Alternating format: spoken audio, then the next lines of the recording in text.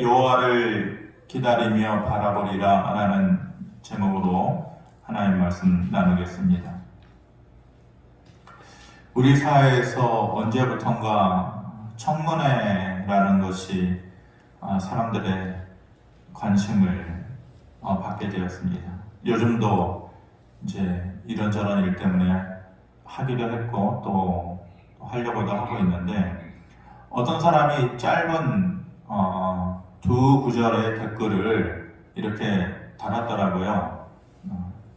딱 두 마디였습니다. 이런 말인데, 저는 지금의 정부를 지지하는 사람입니다.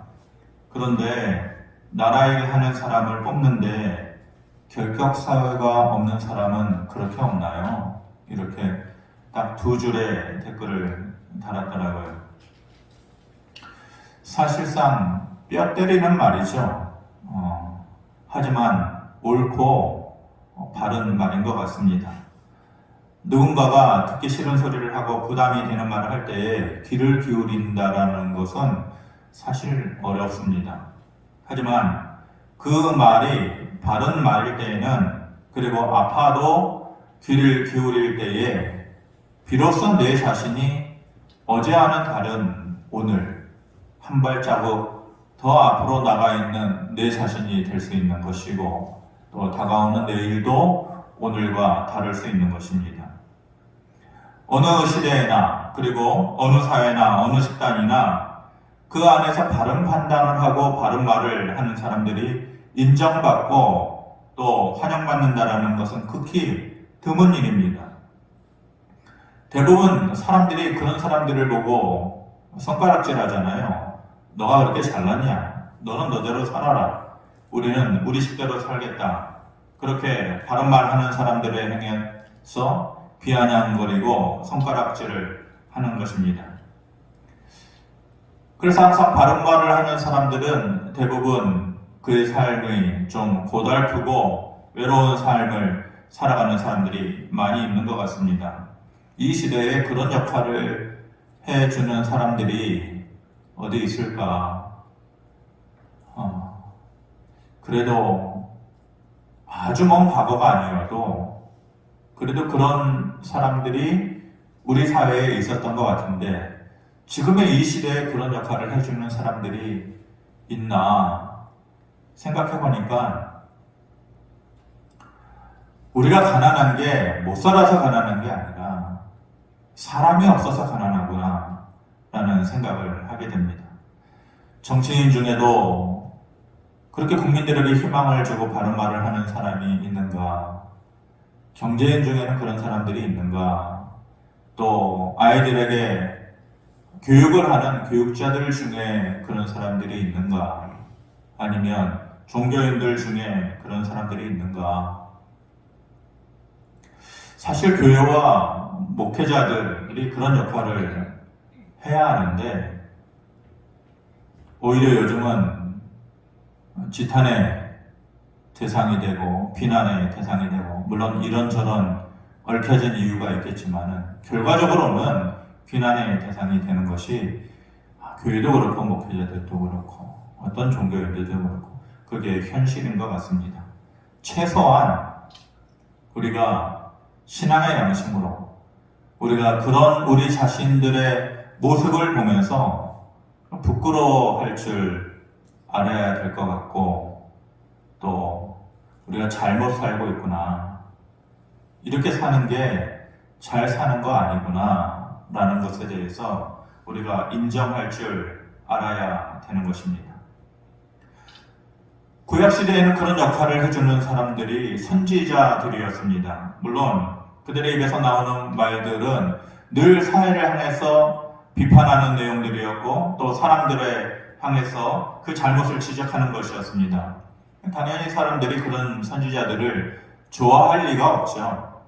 하나님의 말씀을 바르게 제대로 전달하는 그 누구라도 항상 인정받지 못했던 것입니다. 예레미야가 그랬었죠. 이스라엘 백성들, 너희가 앞으로 바빌론의 포로로 잡혀가서 70년 동안의 포로 생활을 하게 될 것이다 라고 늘 말했습니다. 그런 글을 사람들이 미워해서 붙잡아다가 죽이려고 했던 일이 한두 번이 아니었습니다. 그런데 일의 결국은 어찌 되었느냐? 결과는 예레미야가 말한 그대로 다 되었던 것이죠. 그리고 그의 말을 듣지 않았던 사람들, 귀 기울이지 않았던 사람들, 비아냥거리고 손가락질했던 사람들은 나중에 아픔과 시련의 시간을 경험해야만 했던 것입니다. 오늘 본문 이사야 역시 백성들을 향한 하나님의 메시지를 전하고 있는데 듣기 좋은 말이 아니에요. 하나님을 멀리한 너희들의 삶의 모습 때문에, 너희 때문에 아수르라고 하는 나라에 의해서 멸망할 날이 곧 이르게 될 것이다. 그런 말을 전해야 하는 이사야 역시 인간적인 고민이 많이 있었어요. 바른 말을 하는 사람들이 자기가 그런 말을 하고서 늘 만족하는 게 아니에요. 돌아서면 힘들어요. 돌아서면 자기도 외로워요. 이사야 역시 그랬어요. 그런 인간적인 고민과 또 두려움이 있었어요. 오늘 본문 앞에 나오는 내용이 바로 그런 내용들이에요. 하지만 그래도 이사야가 끝까지 사람들을 바라보지 않고 하나님의 말씀을 그대로 전할 수 있었던 것은 그 뒤에 보이지 않는 인간적인 고민 때문에 두려워하고 있는 그 이사야를 향한 하나님의 격려가 있었어요. 그리고 하나님의 약속이 있었기 때문에 그렇게 할 수 있었던 것입니다. 이 시대를 살아가는 우리들에게 이사야와 같은 똑같은 고민은 아니겠지만은 비슷한 고민들이 있을 수 있어요. 세상 사람들과 다른 길을 걸어가야 해요. 그 길을 선택하고 걸어가야 하는 우리들의 삶에도 고민이 있어요. 걱정이 있어요. 두려움이 있어요. 그럴 때에 오늘 말씀이 그때 이사야에게 주셨던 것처럼 하나님께서 우리에게 격려와 약속이 되어져서 힘겨운 삶을 살아가는 우리들에게 새로운 살아갈 힘이 되어지기를 바랍니다. 세상에는 사람들이 말하는 대세라는 것이 있습니다. 대세. 말 그대로 큰 흐름을 얘기합니다. 누구도 쉽게 인간적으로 그 인간이 가지고 있는 힘으로 그 대세의 방향을 바꿔놓을 수가 없는 것이에요. 그래서 사람들이 말하기를 흔히 대세를 따라야지 고집부리지 말고 너 혼자 잘났다고 하지 말고 그냥 대세를 따라서 살아라. 그렇게 사람들이 말을 합니다. 그 현실을 쉽게 바꿔놓을 수 없다는 것이에요. 사람이 더 이상 힘을 쓸 수 없고 그래서 희망할 것이 없어지면 그때에는 비참해지는 것 아니겠습니까? 그런데 이스라엘이 그런 상황 가운데 있었어요. 그 대세 앞에 아수르라고 하는 그 제국에 의해서 너희들이 잘못한 삶의 결과로 결국은 멸망하게 될 것이다 라고 하는 그 대세, 바꿔놓을 수 없는 점차 다가오는 그 대세와 그 흐름 앞에 아무 손을 쓸 수가 없는 거예요. 희망할 것이 없는 거예요. 그런데 그렇게 주저앉아 있는 이스라엘 백성들을 향하여서 하나님께서 말씀하시는 것이 오늘 말씀이에요.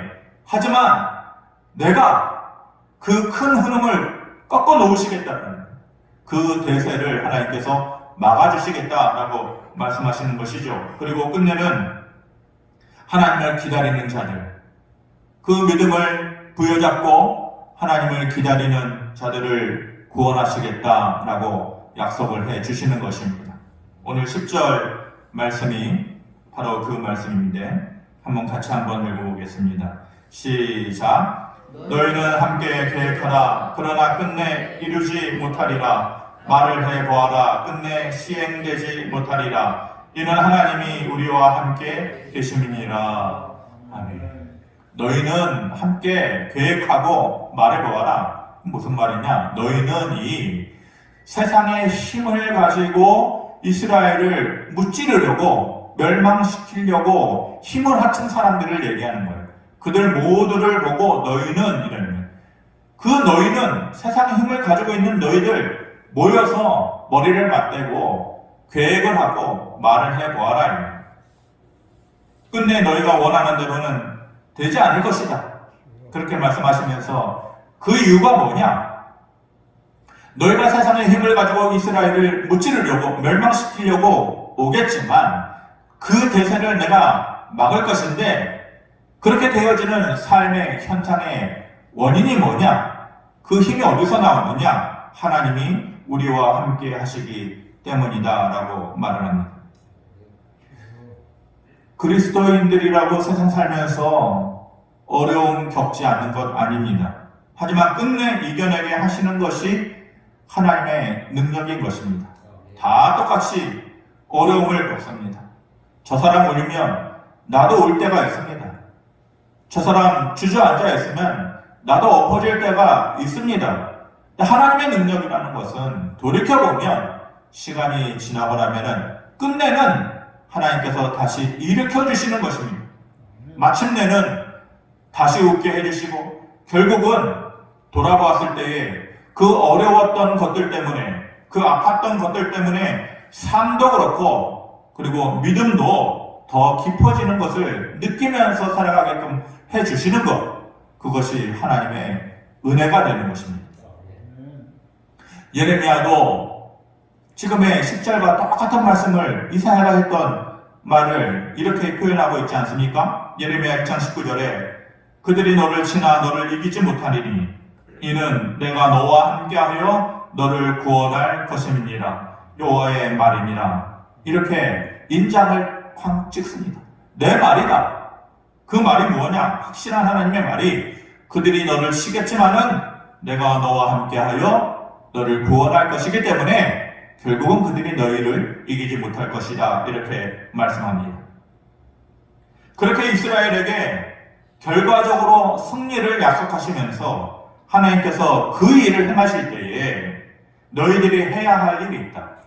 하나님의 입장에서 내가 그 일을 행할 때 너희를 위하여 마침내 승리를 주게 될 때에 너희는 너희가 해야 할 일이 있다라고 말씀을 하십니다. 그리고 이스라엘의 승리는 백성들이 이 조건을 행할 때에 이루어질 것이다 라고 말씀하십니다. 그러니까 하나님의 약속의 이루어짐은 조건적으로 그 백성들이 이 일을 행할 때에 이루어지는 것이다 라는 것입니다. 그 조건이 뭐냐? 첫 번째로 그들의 길을 가지 말라는 것입니다. 그들의 길을 가지 말라. 11절에 이렇게 말씀하십니다. 여호와께서 강한 손으로 내게 알려주시며 이 백성의 길로 가지 말 것을 내게 깨우쳐 이르시되, 이 백성의 길로 가지 말라라는 게 뭐예요? 이 백성이 이스라엘 속에 믿음을 가지고 있는 소수의 사람들이 아니라 대부분의 사람들, 믿음을 저버리고 사는 사람들, 그러니까 세상 사람들이 살아가는 삶의 방식을 따라가지 말라는 거예요. 그 백성들이 말하는 대로 살지 말라는 것이에요. 그들의 길이 도대체 뭐냐? 세상 사람들의 길이 도대체 뭐냐? 13절에 이렇게 말씀합니다. 만군의 여호와 그를 거룩하다 하고 그를 너희가 두려워하며 무서워할 자로 삼으라. 너희는 하나님을 거룩하다고 하고 두려워할 자로 삼으면서 살라는 거예요. 반대로 말하면 그들의 길이라는 것이 이거예요. 사람들이 그렇게 살지 않는다라는 거예요. 하나님을 거룩하다고 말하지도 않고 하나님을 두려워할 대상으로도 삼지 않고 살아간다는 것입니다. 사람 눈치 보면서 살긴 하는데 하나님 눈치 보면서 살지는 않아요. 사람들한테 잘 보이려고 온갖 방법을 다 하면서 살아가는데 하나님께 잘 보이려고 애쓰지는 않는다는 것이에요. 이렇게 하면 잘 살 수 있을 거야. 이렇게 하면 부자 될 수 있을 거야. 그런 말에는 이 귀가 팔랑귀가 되는데 그렇게 살면 안 된다라고 하는 하나님의 말씀은 도무지 들으려고 하지 않는 거예요. 두려워하지 않는 것이에요. 그러니까 그런 모습에 대해서 그 길을 걸어가지 말아라. 그렇게 살지 말아라. 그렇게 말씀하시는 것입니다. 사울왕의 두려움은 어떻게 보면 딱 한 가지였어요. 사람들한테 버림받는 것. 주변에 많은 사람들이 있었어요. 자기를 지켜주는 군인들이 있었어요. 그런데 그들이 자기를 버리고 도망가는 것에 대해서 그들은 늘 두려워했던 것이죠. 사람들이 자기 곁에 많이 있어줘야 왕권이 지켜지는 줄 알았어요. 사람들이 많이 있어야 나라가 지켜지는 줄 알았어요. 하지만 결정적인 그의 실수는 하나님을 두려워하지 않았던 것입니다. 자기가 점점 무너져 내리고 있는 자기 자신의 그 모습을 보면서 하나님께서 자기를 버리면 어쩌지? 하나님께서 나를 잊어버리면 어쩌지? 그런 걱정을 하지 않았다는 것이에요. 결국은 그렇게 붙잡으려고 했던 사람들도 다 떠나가게 되고 하나님께 버림받는 삶이 되었던 것이죠. 정확하게 말하면, 더 깊숙이 말하면 하나님께서 그에게 있는 것들을 다 거두어 가셨던 것이에요. 그게 먼저였어요. 사람들도 거두어 가시고 왕권도 거두어 가시고 나라도 거두어 가셨던 것이에요. 그 하나님을 두려워할 줄 알아야 한다. 그 하나님에 대해서 우리가 균형 있게 잘 살펴볼 수 있어야 돼요. 그러면 그 하나님은 두려운 하나님이냐? 맞죠? 하지만 두려운 하나님만이냐는 아니에요. 신앙생활을 함에 있어서 두려운 하나님에 대한 인식만 가지고 사는 사람들이 있어요.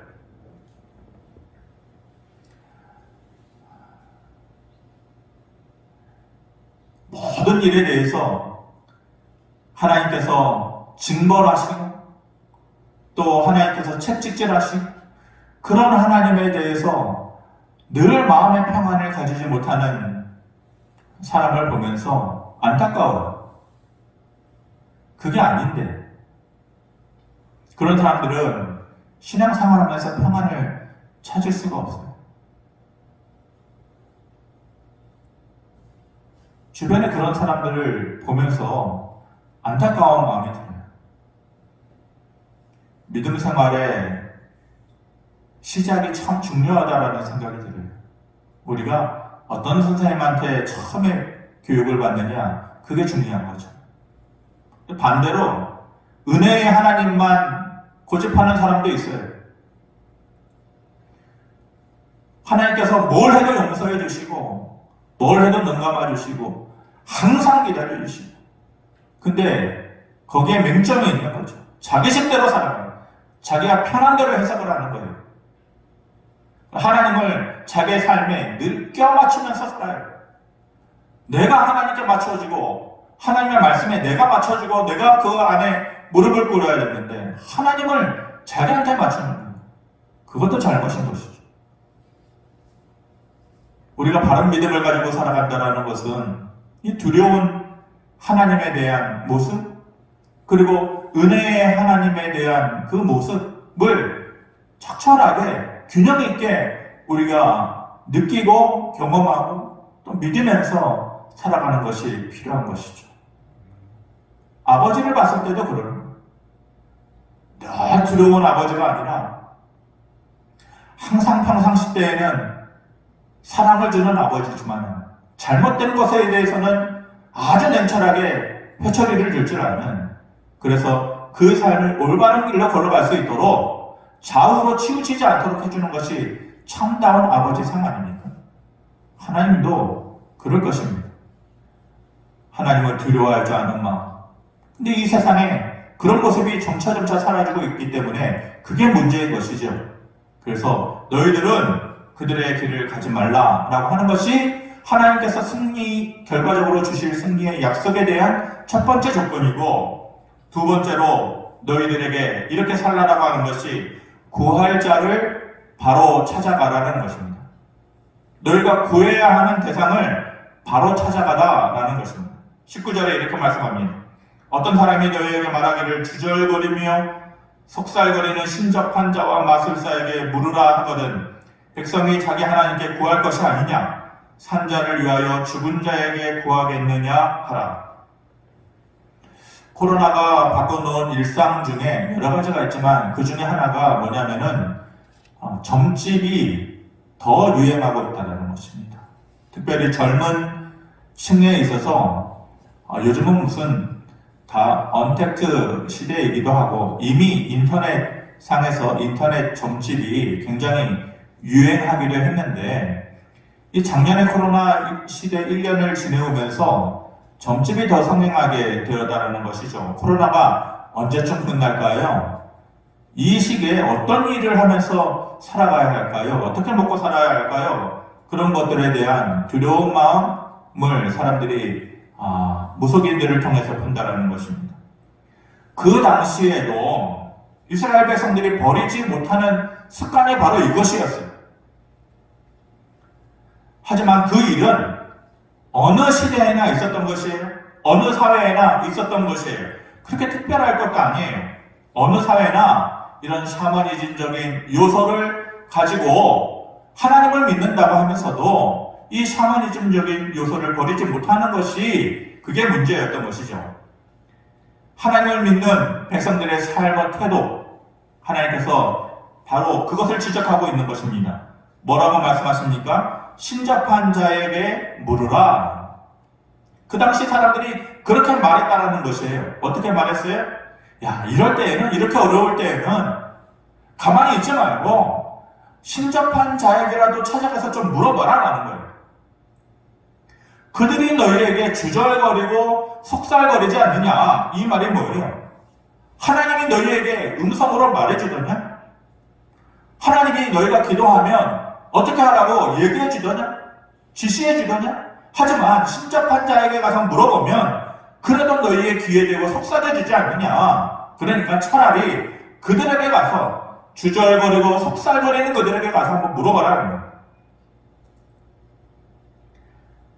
그런 대다수의 사람들, 세상의 사람들이 그런 삶을 살아갈 때에 그런 모습을 보면서 너희들은 어떻게 할래? 너희라면 어떻게 할래? 지금 물어보고 있는 거예요. 그 당시에 백성들에게 물어보고 있는 것이고 오늘 예배하는 우리들에게도 물어보는 것이에요. 너희라면 어떻게 살아갈래? 그리고 답을 줍니다. 그렇게 사람들이 너희에게 말하거든 뭐라고 말할래? 이렇게 말하라 합니다. 사람이 자기 하나님께 구할 것이 아니냐? 자기 하나님이 있는데 자기 하나님께 구할 것이 아니냐? 산자를 위하여 죽은 자와 같은 자에게 내 인생을 물어보겠느냐? 그렇게 말하고 살아가라는 것입니다. 그들에게 구할 힘이 있더냐? 너의 인생을 맡길 만한 그런 가치가 있더냐? 그들이 그런 능력이 있더냐? 너희의 도움이 어디서 오는지, 너희의 구원이 어디서 오는지 똑바로 알고 살아라 라는 것입니다. 교회에 있어 보면 요즘은 사람들이 많이 오지 못하는 현실이니까 그래도 엘리베이터를 보았을 때 지하 2층에 본당에 엘리베이터가 내려가 있는 거를 보면 뻔히 알죠. 이 시간대는 누가 오실 거고 또 누가 또 청소하러 오실 거고 이제 그런 거 빼고 그 시간 외에 이제 지하 2층에 엘리베이터가 내려가 있는 것을 보면 궁금해지는 거죠. 외부에서 전에는 외부에서 비밀번호를 알아가지고 그냥 들어와서 이렇게 하는 사람들도 있었기 때문에 이제 좀 신경 써서 보게 되는데 그래서 가끔 지하 2층에 있으면은 내려와 봅니다. 내려와 봐서 본당 문을 살짝 돌려보면은 이제 열어지면 누가 와서 기도하는구나. 청소 시간 외에 누가 와서 기도하는구나. 이렇게 뒤에서 살짝 보면은 누가 와서 기도하는구나 라는 정도를 알게 됩니다. 조용히 이제 방해되지 않게 문을 닫아주고 나올 때의 제 마음이 어떠냐면 물론 나이로 치면은 저보다 더 많은 분일 수 있지만은 이 말이 적절한 표현이 될지 모르겠지만은 제 마음에 대견하다라는 생각이 듭니다. 대견하다. 와서 기도하는 이유야 다 다르죠. 마음이 아파서, 또 삶이 막연해서, 또 당장 눈앞에 가로막혀 있는 그 문제를 해결하기 위해서 여러 가지 이유가 있을 텐데 그렇게 와서 기도하는 것을 보면 대견하다라는 생각이 듭니다. 그런데 대부분의 분들이요, 물론 오래 기도하시는 분들이 있지만은 짧게 와서 기도하고 가셔요. 5분, 10분 이렇게 와서 기도하고 가시는데 그게 더 물론 오래 기도하시는 분들 당연히 그게 더 힘든 거죠. 그런데 제 마음에 짧게 5분, 10분 와가지고 잠깐 자리에 앉아서 기도하고 가시는 그 모습이 너무 좋아 보이는 거예요.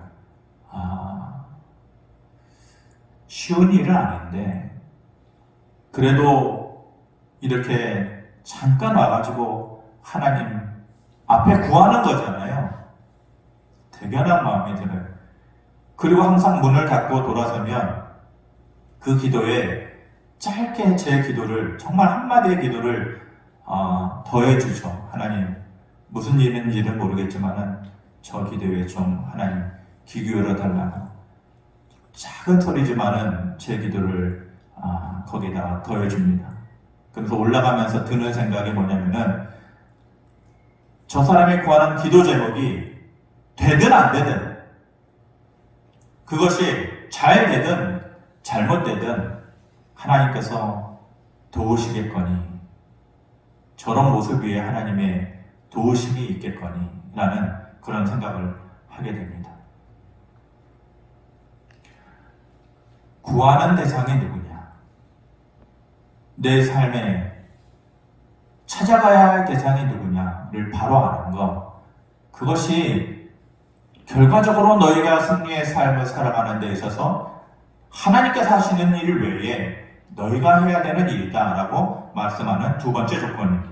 그리고 마지막으로 세 번째가 여호와를 기다리며 바라보라. 오늘 말씀의 제목입니다. 17절에 이제 야곱의 집에 대하여 얼굴을 가리시는 여호와를 나는 기다리며 그를 바라보리라, 이렇게 말씀합니다. 얼핏 보면 그냥 믿음 좋은 사람이 하는 신앙 고백처럼 보이잖아요.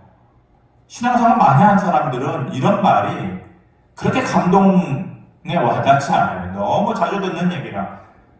여호와를 나는 기다리며 그를 바라보리라. 이사야는 그런 어려운 현실 속에서 그래도 자신은 하나님을 기다리고 바라보겠다라고 말하고 있는 거예요. 얼핏 보면은 늘 하는 신앙 고백처럼 보여요. 그런데 다른 게 있어요. 뭐냐? 그 하나님이 어떤 하나님이시냐? 그 앞에 말을 주목해 보아야 돼요. 얼굴을 가리시는 여호와를 나는 기다리고 바라보겠다. 한때는 그 자신에게 얼굴을 가리었던 하나님이었다라는 것이에요. 이게 무슨 말입니까? 자기들이 아픔을 겪고 있는데 하나님께서 모른 채 하셨다라는 거예요. 자기들이 도와달라고 눈물로 소리치고 있는데 얼굴을 돌리고 있었던 하나님이었다라는 것이에요. 한때는 그런 하나님이었다라는 것이에요. 그런 하나님이 뭐가 좋아요? 그런 하나님을 향하여서 원망하고 싶고 화를 내고 싶은 것이 당연한 것 아니겠어요? 그런 하나님이라면 나도 이제는 멀리하겠다고 말하는 것이 당연한 것 아니겠어요? 그런 하나님을 다시 신뢰하고 가까이 하는 것, 그게 어떻게 쉬워요? 어려운 거예요. 그런데 이사야는 그렇게 하겠다라는 것이에요.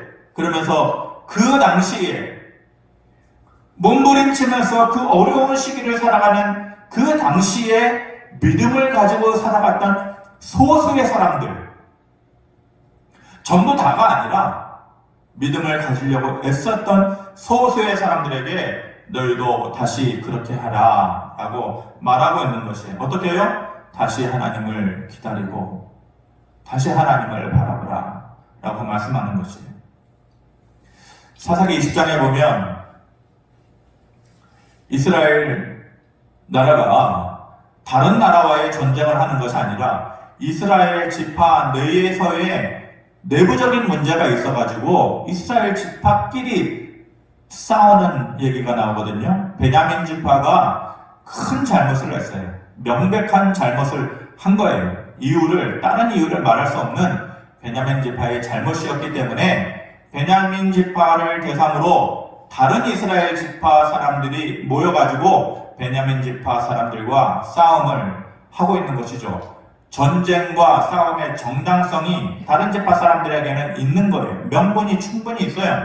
그래가지고 모여들은 숫자가 베냐민 지파 사람들은 한 지파이니까 26,000명이 모였어요.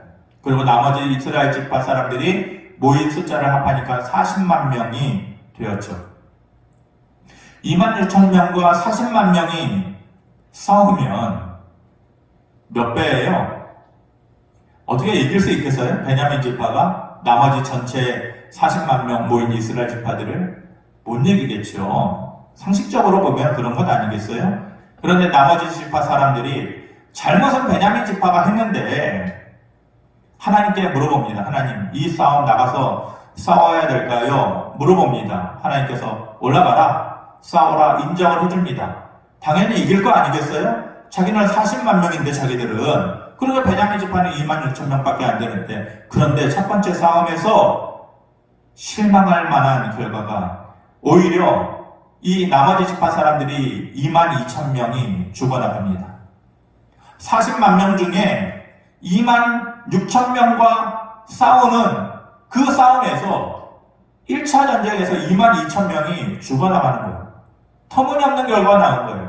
도대체 어떻게 된 일인가? 하나님께 물어봤는데, 하나님께서 인정하셨는데, 올라가라고 하셨는데, 왜 이런 일이 일어났을까? 다시 물어봅니다. 하나님, 우리가 이거 잘못된 전쟁을 하고 있는 것인가요? 아니다. 올라가서 싸워라. 하나님께서 그렇게 말씀하시는 거예요. 두 번째 전쟁을 합니다. 이겼나? 아니에요. 두 번째 전쟁에 나가는데 또 1차 전쟁에 의해서 이어서 18,000명이나 되는 사람들이 또 죽어나갑니다. 그러니까 4만 명이라는 사람들이 죽어나간 건 아니에요. 겨우 26,000명과 싸우고 있는데 오히려 다른 지파 사람들 4만 명이 죽어나간 것이에요. 이해할 수 없는 싸움의 결과인 것이죠. 이해할 수 없는 삶의 결과인 것이에요.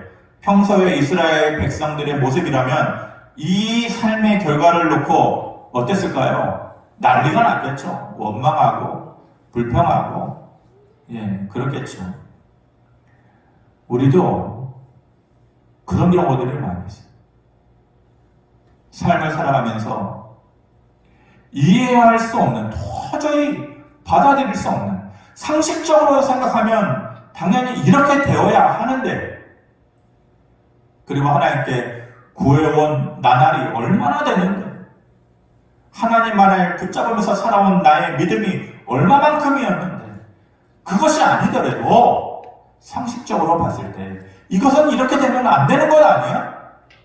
도저히 받아들일 수 없는 그런 삶의 결과물들이 우리에게 있는 것 아니겠어요? 살다 보면 그런 현실 앞에 부딪힐 때가 있잖아요. 그럴 때 우리는 어떠냐 이 말이에요. 하나님을 향하여서 어떤 모습으로 서냐 이 말이에요. 원망하지 않아요? 불평하지 않아요? 그런데 그 전문가가 이스라엘 백성들이었어요. 잘해줘도 원망하는 사람들인데 이런 결과 앞에서 그들의 모습이 어떻겠어요? 난리 났겠죠. 그런데 그들이 사사기 20장 26절에 보면 이렇게 얘기합니다.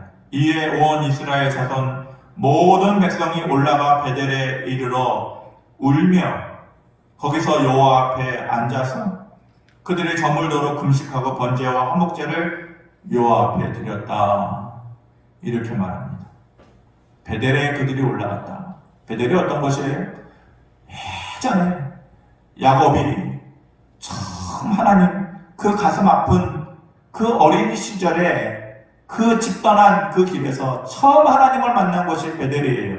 그 이후로도 하나님께서 끊임없이 기억시켜 준 곳이 베델이에요. 잘못되면은 너희가 베델로 올라가야 된다. 이스라엘 백성들에게 있어서는 상징적인 곳이에요. 하나님이 계시는 곳, 하나님께서 만나주시는 곳, 하나님께서 기다려주시는 곳, 하나님과의 첫 만남의 약속이 있는 곳, 그것이 베델이에요. 그것을 다시 기억하는, 그래 그들이 다시 베델로 올라가요. 거기서 뭘 해요? 울며, 그리고 여호와 앞에 앉아서 금식하고, 금식이라는 게 뭐예요? 그냥 굶었다라는 게 아니에요. 금식의 원래 의미는 다른 것을 포기한다는 거예요. 이제는 인간적인 방법이나 인간적인 계획과 생각을 내려놓겠다라는 거예요. 금식한다라는 것은 하나님만 바라보겠다는 거예요. 그들이 금식하며 제사를 드렸다. 예배를 드렸다는 거예요. 이 모습을 한마디 한마디 잘라서 그림 그려보면 이 사람들이 막 요란하게 모여가지고 베델에 올라가서 장구를 치고 징을 올리고 그렇게 소를 잡고 제사를 하고 이런 게 아니에요. 울며 여호와 앞에 앉아서 우리 식대로 얘기하면 울며 여호와 앞에 멍 때리고 앉아서 백성들이니까 이렇게 했겠죠.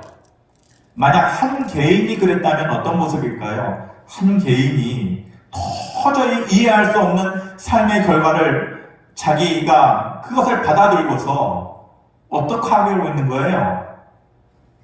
여호와 앞에 우두커니 앉아서 거기서 울며 다른 게 하는 게 없어요. 원래는 그 이해 안 되는 현실을 앞에 두고 온갖 저주의 말을 다 퍼붓고 내가 이러려고 밀려왔나? 내가 이러려고 신앙생활을 했나? 하나님은 침묵하시는 하나님만이었나?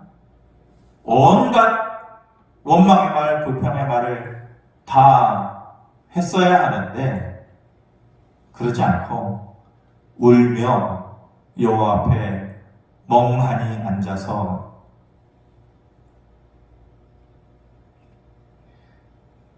이스라엘 백성들이 그 순간에 그때에 잠깐 동안 처리된 거예요.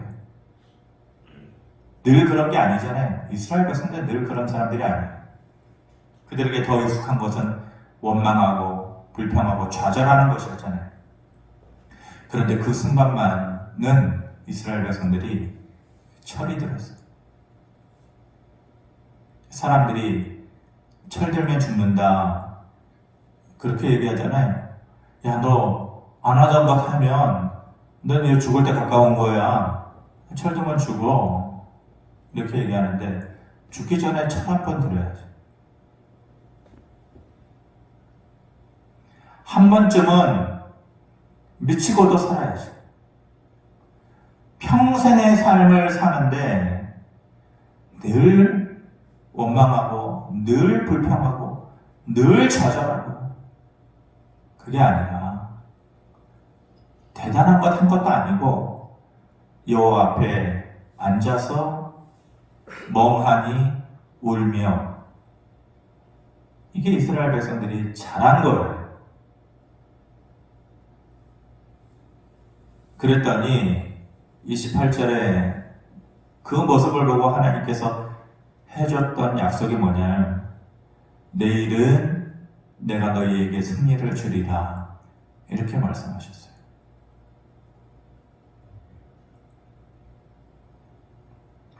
말씀을 마치겠습니다. 하나님께서 이사야에게 내가 너와 함께하여 그들이 아무리 힘을 써도 너를 이기지 못하게 할 것이다. 내가 하나님이 그 큰 흐름 대세를 막아줄게. 그 일은 내가 할게. 하지만 너희들이 할 일이 세 가지 있다 말씀하셨습니다. 우리 보고도 그 일을 하라고 하시는 것입니다. 첫 번째, 그들의 길을 가지 말라고 하셨습니다. 사람 눈치만 보지 말고 때로는 하나님을 무서워할 줄 알고 그리고 때로는 은혜의 하나님을 생각하면서 감사하면서 살아가라 라는 것이고 두 번째는 구할 자를 바르게 찾아가라 라는 것입니다. 구할 힘이 없는 곳에 가서 구할 힘이 없는 자에게 가서 마음을 맡기고 너의 인생의 길을 물어보지 말라라는 것입니다. 마지막으로 여호와를 기다리며 바라보라는 것입니다.